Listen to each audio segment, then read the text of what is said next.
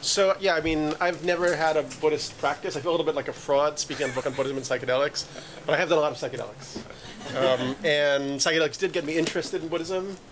My first book, Breaking Open the Head, chronicled kind of in my late 20s, going through a spiritual crisis and feeling kind of trapped in like the materialist value system of like the New York media world, and then going on a kind of spiritual quest through shamanism, going to West Africa to go through tribal initiation, taking a substance called iboga. How many people here know about iboga, out of curiosity?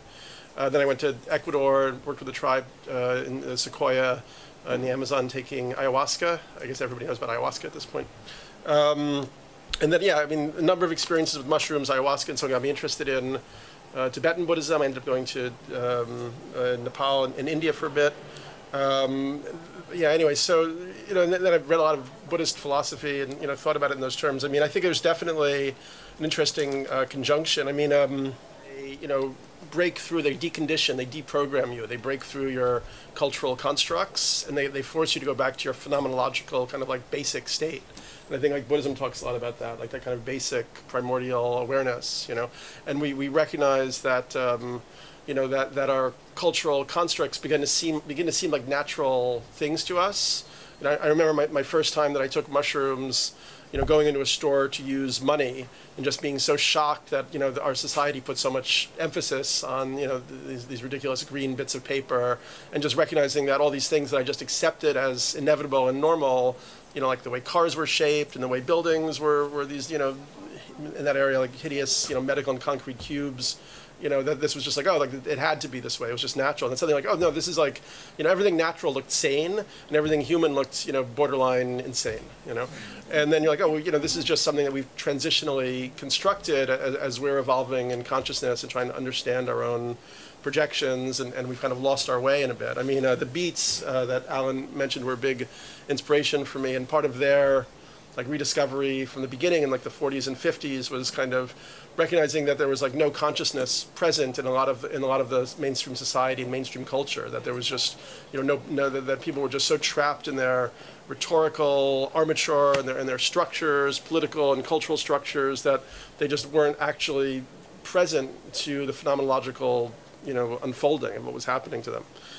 So they began to sort of excavate, you know, kind of that type of spontaneity, you know, direct perception, you know, kind of honesty, authenticity. And I feel that then led to the 60s counterculture, you know, melded with the resurgence of psychedelics in the 60s. And then that kind of assimilated back into the corporate culture back in the 70s, maybe.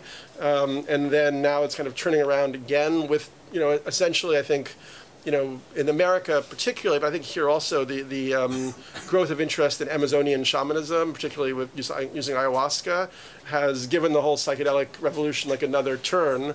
And then also the work that Rick is doing is crucial because, and not just Rick, but there's a whole group of people, scientists in different organizations, who are now substantiating the benefits of psychedelics, and that's like a really profound shift. Because, you know, many people say like, oh, you know, I had this mushroom trip and it made me feel better about life and more optimistic. But now they have like studies where they've given psilocybin, you know, to people who never had a psychedelic experience before. And, you know, almost invariably they say it had long-term positive changes in their worldview and their outlook, you know, made them more open to new experiences. They're giving it to terminally ill cancer patients in studies and finding that it has tremendous benefit, and how people, you know, reducing people's anxiety about the end of life and so on. You know, so we're now discovering that there could be tremendous benefits in these substances for people's psychological health if they're used properly. You know, which also doesn't mean that there aren't dangers in their use. You know, as we've also discovered, you know, they can become their own egoic trip. They can become part of what Trungpa called spiritual materialism. They can exacerbate negative aspects of our psychology and so on. So, you know, I think we're in that time where we're actually getting a much more, you know, we're moving towards a more refined and sophisticated understanding of the values of the psychedelic experience, to the point where that can then become something that's integrated back into mainstream society and mainstream culture as a great benefit for human beings. And I guess that's what I'd like to see happen anyway, but I do feel it's kind of heading in that direction. We're seeing in the US now, for instance, like ayahuasca is encroaching on legal status. There's a couple of Brazilian churches One won a Supreme Court case that allows use of ayahuasca as a sacrament in that religion, which is Unión Vegetalis. A big federal case awarded another religion, it's even a more popular one, Santo Daime, the ability to use ayahuasca as a sacrament. And it's less and less being, kind of frowned upon. More and more public figures are publicly avowing their benefits from using it, even like Lindsay Lohan and crazy people like that. So there's a cultural sea change happening in the, well, I mean, she said it was like really good for her. I don't know, you're laughing. I mean, she's a person too, right? You never know. No, it's funny. Wonderful. I mean, anybody could have their, I mean, Russell Brand was once a weirdo with big hair, made a lot of sex jokes, and now he's like, Karl Marx or something. So like, I think we're at this crux where, and as Allan said, underneath this evolutionary thrust, we have this, kind of ecological and social mega crisis, which is obviously going to unfold in the next decades and is, very, very severe situation, way more than most of the distracted people on the planet have been able to, take the time to comprehend or understand. And I do agree that, psychedelics are kind of those critical tools to help at least a tipping point of people kind of awaken to their own being, to their own interconnectedness to the web of life, to the natural world, and hopefully that happens in time. As we figure out new structures, new systems, new regenerative systems, sustainable systems, because it definitely feels like it's like a photo finish kind of a thing. Like it's coming right down to the wire right now. I don't know, anything else you want me to cover? Or is that good? It's pretty rich. Yeah. Good. Yeah, I mean, I was looking at the book, and I was just looking at Ram Dass talking about how, the psychedelics, like all spiritual tools, whether it's meditation or, psychedelics, well, the ego is so powerful that it ultimately figures out how to game them. So he was saying how he keeps going back and forth and taking these different techniques, and I think that's definitely a good point. Like there can almost be like a second stage psychedelic fundamentalism where people now are like, oh, ayahuasca is the answer, but then you look at those people in relationship to what they're doing with their lives, and maybe they're still throwing a lot of money into like super fancy social events. I mean, we are in a position where like 150 to 200 species are going extinct every day. And if we don't somehow rise out of our kind of hyper-individualized state into recognizing our kind of responsibility for the whole web of life situation, we're probably not going to make it as a species. So I guess my hope and prayer is that psychedelics, really allow for some, that changing of the consciousness to take place in time. Anyway. I mean, is history becoming more psychedelic? Is that the question, sort of?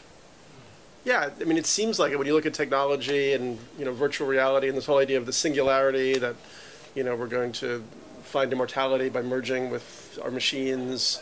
It seems like there's an acceleration happening, and it seems somehow maybe like an evolutionary process, like the caterpillar metamorphosizing into a butterfly, where it seems to totally break down. The system seems on the edge of breakdown, and then it reformulates into something else. And we can hope that that's what's happening. I mean, I've been really fascinated by the Pope's encyclical "Care for Our Common Home," which is a very radical environmental perspective that he's putting out, and seeing it really systemically in terms of like the hyper individuality and the technocratic kind of approach of our society, and the consumerism, that all these things need to be addressed. I mean, I doubt he did psychedelics, but I, as somebody who's done a lot of them, I came to basically the same perspective, in a lot of ways. I think maybe a bunch of us have. I mean, and I think that's also like, a psychedelic insight would be that like, it's our quality of experience is way more important than whatever whatever structures we're building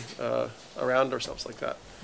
I also wanted to go back to what you were talking about before about like, the integration of religion and spirituality and psychedelics being like a chemical, religion and science with psychedelics being like a chemical corollary or aspect of that. I really like Tom Roberts' idea of the Second Reformation, which is that you could look at the First Reformation was, when Martin Luther translated the Bible, into the common languages, so everybody could then read the Word of God for themselves and at least understand what those visionary experiences were like. And then he thought that the rediscovery of psychedelics since the 50s was like the second Reformation or the beginning of it, because now we could actually have those visionary experiences that were written about in the sacred text for ourselves.